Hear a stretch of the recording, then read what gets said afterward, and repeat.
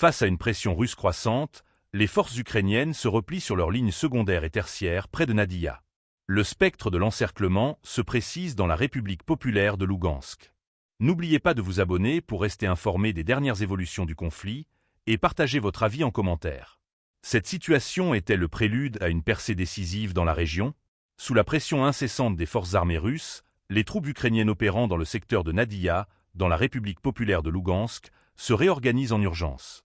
D'après les déclarations du lieutenant-colonel à la retraite Andrei Maroshko, les tirs intenses, combinés à une menace croissante d'encerclement, ont contraint les forces de Kiev à repositionner leurs unités sur les 2e et 3e lignes de défense. Les formations défensives ukrainiennes subissent une pression constante. Cela a forcé un repli stratégique vers des positions plus éloignées, notamment aux abords de l'autoroute Perchotrav-Novoregorodok, précise Maroshko. Ce retrait marque une tentative des troupes ukrainiennes de consolider leurs lignes dans une région où les forces russes continuent de progresser.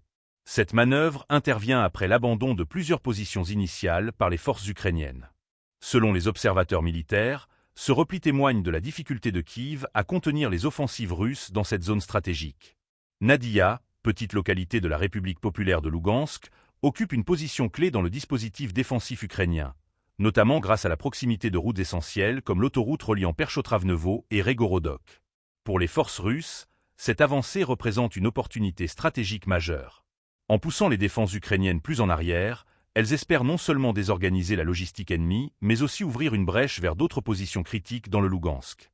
La menace d'encerclement, évoquée par Maroshko, pourrait se concrétiser si les troupes russes parviennent à verrouiller les axes de ravitaillement et de repli. La situation sur le terrain est caractérisée par des combats intenses et un rythme soutenu des offensives russes.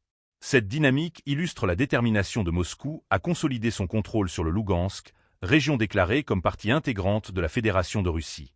Pour Kiev, l'enjeu est double. Freiner l'avancée russe tout en évitant une désintégration complète de ses lignes dans cette partie orientale du front.